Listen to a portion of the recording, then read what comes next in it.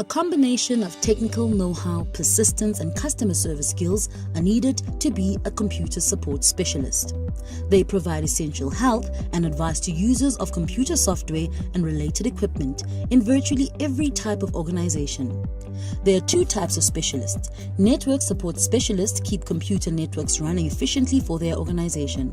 They work within the IT department to test systems, perform maintenance, and troubleshoot local and wide area networks and internal systems.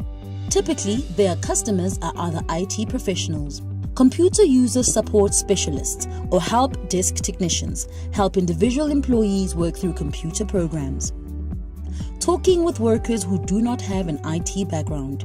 Specialists avoid jargons as they ask questions to diagnose a computer's problem and then walk users through steps to resolve the issue. They also set up and repair computer equipment and train users on new hardware and software. Computer support specialists are employed in a variety of industries, including IT, education, finance, healthcare, and telecommunication. Many help desk technicians work for call centers and firms that contract with businesses. Some work from home-based offices. Most computer support specialists work full-time, and many work nights and weekends.